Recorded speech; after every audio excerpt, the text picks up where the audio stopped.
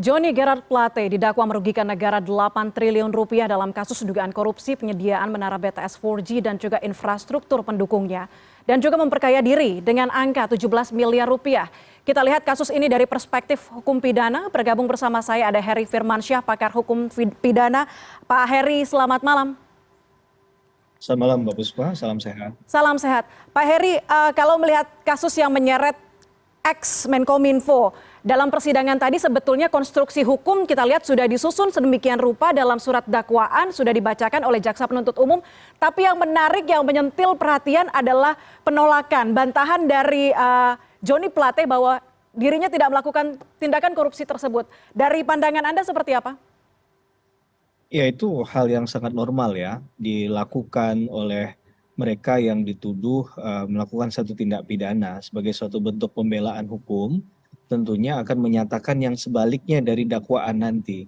Nah, bicara tentang dakwaan, tentunya kan dibuat secara cermat, jelas, dan lengkap. Tadi sudah kita dengarkan juga di persidangan hari ini, bagaimana uraian dari dakwaan tersebut bicara tentang tempus, locus delicti, siapa saja yang berperan di sana dan perannya dia melakukan tugas apa saja. Itu kan saya rasa sudah clean and clear juga di dakwaan itu sudah kita bisa memahami proses terjadi tindak pidana ini ya. Ada pihak yang kemudian menawarkan proyek, ada yang mendapatkan kemudian katakanlah komisi dari tindakan tersebut, dan bahkan ada aliran-aliran dana yang ditujukan kepada tersangka yang hari ini menjadi terdakwa ya. Pada persidangan hari ini ada jumlah, misalnya sejumlah uang yang digelontorkan berapa kali, dan sebelumnya ada agenda pertemuan yang dibuat untuk mematangkan mungkin rencana dari tindak pidana korupsi ini, walaupun ini masih bentuknya dugaan ya, karena belum ada putusan yang final dan mengikat nantinya. Tapi keyakinan jaksa penuntut umum kuat karena mendasarkan juga pada adanya nilai kerugian yang sangat fantastis ya. Kalau kita baca 8 triliun tadi dari BPKP, yang itu tentunya ada pendekatan-pendekatan yang digunakan yang tidak asal-asalan dalam kemudian menyatakan adanya potensi, kalau sudah korupsi nggak bicara potensi lagi ya, tapi kerugian secara aktual tadi terhadap tindakan korupsi yang dilakukan oleh para terdakwa. Begitu Mbak Puspa. Oke, kalau kita lihat kemudian apa opsinya, prediksinya, prediksi apa saja yang mungkin bisa timbul, kemungkinan apa yang bisa muncul nanti ketika Johnny Plate membacakan eksepsinya, kemudian tetap membantah, padahal kita ketahui ini sudah juga pernah diusut, pernah dibahas di Komisi 3 DPR RI waktu itu oleh Saud Situmorang.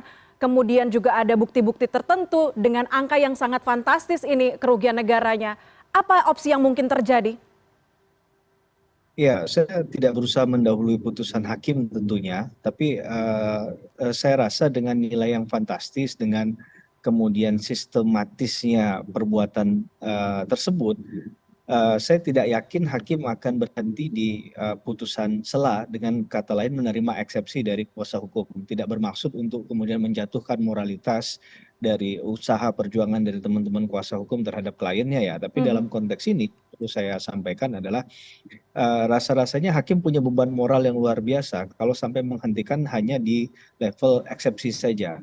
Sehingga ini sepertinya akan didorong untuk ke pembuktian, agar pun kalau putusan hakim nanti itu seperti apa, karena kita tahu jenis putusan itu ada 3 di ujungnya ya, ada putusan bebas, putusan lepas dari segala tuntutan hukum, dan putusan pemidanaan.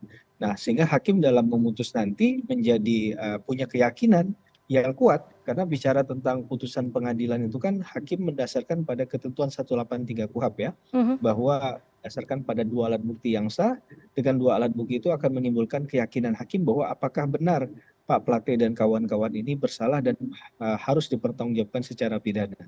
Nah, jadi dalam proses ini saya rasa opsi yang terbuka adalah mungkin akan ditolak eksepsinya, tapi kemudian akan didorong ke pembuktian. Kalaupun ada potensi lain, misalnya adalah diterimanya eksepsi tadi atau nota keberatan tadi, ya kemungkinannya ada, tapi menurut saya tidak sebesar ketika kemudian eksepsi ini didesain oleh hakim untuk ditolak karena berbagai macam pertimbangan tadi, dari nilai kerugian, dari sistematika dugaan tindak pidana korupsi yang dilakukan. Belum lagi kalau kita lihat bahwa kejahatan ini kan adalah sebenarnya yang dirampas ini adalah hak dasar dari masyarakat ya, Mhm. berupa mendapatkan katakanlah pemenuhan terhadap hak apa Komunikasi. komunikasi ya, dalam hal ini yang itu menjadi sangat penting sekali, apalagi kalau kita kaitkan dengan pembangunan di Indonesia Timur ya. Mhm. Ini sangat dibutuhkan sekali menurut saya. Begitu Mbak Puspa. Oke, bagaimana dengan opsi menjadi justice collaborator? Karena kita tahu ini ada 8 terdakwa saat ini yang terlibat, angkanya sangat besar, masih ada kemungkinan bahwa ada nama-nama lain mungkin yang belum mencuat sampai saat ini begitu. Bagaimana dengan opsi ini yang diminta oleh Johnny G. Plate? Ya, tentunya bicara tentang hukum pembuktian adalah di sistem pembuktian sendiri kan harus tidak hanya bicara tentang dalil ya, bahwa ada aktor incumbent onus probandi, orang yang mendalilkan haruslah membuktikan bahwa misalnya menyatakan bahwa ada peran pihak lain atau dalang yang lebih besar lagi dari perannya Pak Plate. Nah, silakan itu jadi poin menarik dan poinnya yang menguntungkan bagi Pak Plate. Persoalannya itu didukung oleh bukti fakta atau tidak. Dan kalau kita lihat juga kan mekanisme dalam kejahatan tindak pidana korupsi berupa pengadaan barang atau jasa ini kan melibatkan dua kelompok besar ya, Mhm. pejabat pembuat komitmen dan pengguna anggaran. Nah, kuasa pengguna anggaran ini kan kalau saya tidak salah letaknya pasti di kementerian dan dalam ini adalah menteri ya, Pak Plate sendiri. Mhm. Nah, adakah orang lebih tinggi dan lebih besar daripada posisi beliau saat ini? Nah, itu yang patut dinanti. Mhm. Kita nggak bisa justifikasi saat ini, kita harus menahan dulu sebentar Mbak Puspa Mhm. untuk menunggu proses pembuktian berikutnya begitu. Oke, Pak Heri, ini sepertinya nampaknya ya masih akan panjang begitu persidangan ini berjalan. Kalau melihat dengan bukti-bukti yang sekarang sudah ada ramai di media massa begitu, yang disampaikan dakwaan juga oleh jaksa penuntut umum, jika nantinya terbukti bersalah, kemudian apa hukuman yang mungkin dihadapi oleh ex Menkominfo? Ya, tentunya yang tercantum dalam dakwaan adalah pasal 2 dan pasal 3. Ini pasal 2, pasal 3 ini ancaman pidana yang tentunya maksimal ya bagi pelaku tindak pidana korupsi. Dan ini pasal yang kalau saya boleh katakan favorit digunakan bagi penyelenggara negara. Mhm. Nah, ini menurut saya bisa jadi ancaman pidana yang sangat serius. Sehingga mengapa dari awal Pak Plate itu skemanya membantah dulu bahwa bukan saya pelakunya. Saya mengerti dakwaannya, tapi bukan berarti saya melakukan apa yang seperti didakwakan dalam tindak pidana dibacakan oleh jaksa penuntut umum. Itu statement yang kemudian dipasang di awal tadi kan, karena menghindari karena ketentuan pasal 2 pasal 3 ini di Undang-Undang Tipikor 31/1999 Junto 20 2001 memang ancamannya maksimal, bahkan kalau dilakukan misalnya dalam situasi kondisi yang tertentu bencana alam dan lain sebagainya, di penjelasan pasal 2 itu bisa pidana maksimalnya dan pidana mati. Mhm. Tapi mungkin akan jadi pertimbangan ketika melihat dari lokus dan tempus delikti terjadinya tindak pidana itu kan kemarin sepertinya di luar dari kejadian pada saat kita COVID kemarin ya. Mhm. Yang itu kemarin sudah sempat ada salah satu menteri aktif yang waktu itu aktif terlibat tindak pidana korupsi pun tidak dikenakan ancaman pidana maksimal.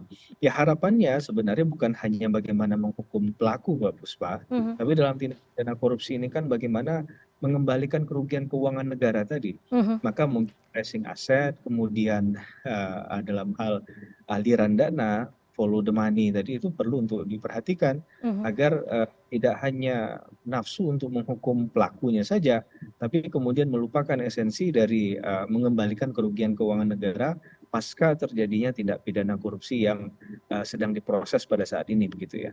Oke, terakhir Pak Heri, mungkin ini masih panjang begitu ya, tapi menyinggung Pak Heri menyebutkan soal kerugian negara. Kemudian bagaimana proses pemulihan aset, kemudian restitusi keuangan dalam kasus korupsi semacam ini?